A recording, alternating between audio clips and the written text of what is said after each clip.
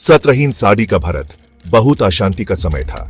मुगल साम्राज्य बड़ा और शक्तिशाली ज्यादातर जमीन पर राज करता था, लेकिन उनका शासन अक्सर क्रूर था, खासकर उनके लिए जो इस्लाम कबूल करने से इनकार करते थे। इसी उलट पुलट दौर में बंडा सिंह बहादुर एक योद्धा सांट पैदा हुए। जनाम से लक्ष्मण देव, उन्होंने अपने शुरुआती सालों में चिंतन और आध्यात्मिकता का जीवन जिया। उन्होंने सांसारिक जीवन को त्याग दिया और ज्ञान की खोज में एक भ्रमण एसेटिक बन गए।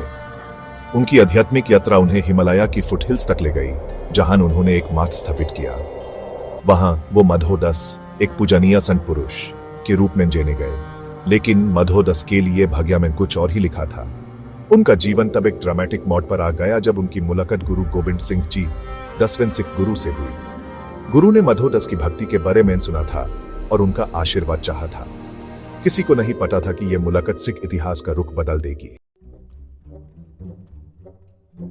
गुरु गोविंद सिंह जी सिखों के आध्यात्मिक और सैनी नेता ने मधोदस में एक छुपी आग को पहचाना। गुरु ने उनमें सिर्फ एक भक्त असेटिक ही नहीं, बल्कि एक संभावना नोबल नेता भी देखा, कोई ऐसा जो पीड़ितों की रक्षा कर सके और न्याय के लिए लड़ सके। गुरु ने मुगल अत्याचारों और गैर मुस्लिम्स पर होने वाले जुल्म की कहानियां सुनाई। गुरु के शब्दों और सिखों की दुख की स्थिति से गहरे प्रभावित होकर मधोदस एक गंभीर बदलाव से गुजर गए। शांति प्रिय असेटिक अब नहीं रहा। गुरु गोविंद सिंह जी ने मधोदस को सिख धर्म में दीक्षा दी। उनका नाम बंडा सिंह बहादुर रखा, जिसका मतलब है बंडा द ब्रेव। उन्हें एक महत्वपूर्ण मिशन दिया गया, पंजाब के लोगों को मुगल अत्याचार से मुक्त करना और एक न्याय संगत शासन स्थापित करना। गुरु की आत्मा और आशीर्वाद से प्रेरित बंडा सिंह बहादुर ने सिखों को एकजुट किया। उनकी सेना संख्या में कम होने के बावजूद न्याय और स्वतंत्रता की आग से भरी हुई थी। वो पूरे पंजाब में फैल गए, कस्बे और गांव को दबंग मुगल शासन से आजाद कराते गए। उनकी जीत तेजी से और निर्णायक थी। उन्होंने मुगल अधिकारियों के दिलों में डर बिठा दिया, जो उनके नाम से ही कांपते थे। विशेष रूप से सिरहिंद का युद्ध बंडा सिंह बहादुर की सैन्य प्रतिभा और सिख बलों की वीरता का प्रमाण है। सिरहिंद वही जगह थी जहां गुरु गोविंद सिंह जी के दो छोटे बेटों को निर्दयता से मार डाला गया था। बंडा सिंह बहादुर और उनके योद्धाओं ने शहर पर कब्जा कर लिया, मुगल सट्टा को एक झटका दिया और युवा शहीदों का बदला लिया। सिरहिंद की जीत सिर्फ एक सैन्य विजय से ज्यादा थी। यह सिखों के लिए एक प्रतीक विजय थी, जिन्होंने इसे डिवाइन रिट्रीब्यूशन के रूप में देखा।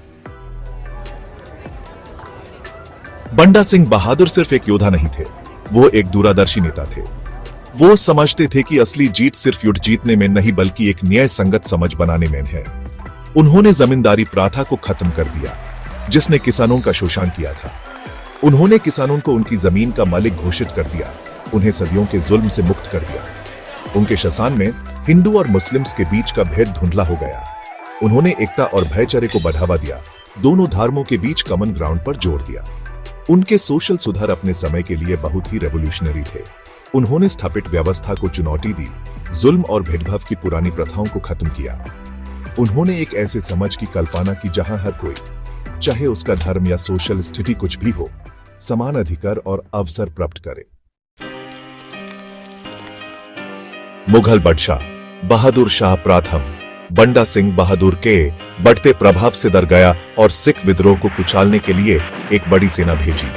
बंडा सिंह बहादुर और उनके आदमी संख्या में बहुत कम होने के बावजूद बहादुरी से लड़े, लेकिन अंत में गुरदास नंगल के किले में घिर गए।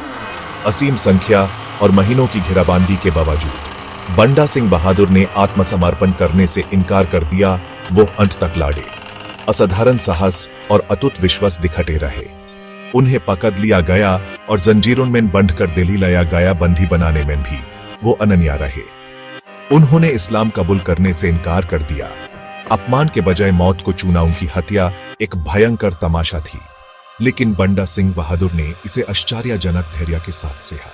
उनकी आत्मा अडिग रही। बंडा सिंह बहादुर की शहादत ने सिख प्रतिरोध को और बढ़ावा दिया। वो साहस, बलिदान और अत्याचार के खिलाफ लड़ाई का प्रतीक बन गए। उनकी विरासत आज भी सिखों और न्याय और स्वतंत्रता के लिए लड़ने वालों की पीढ़ियों को प्रेरित करती है।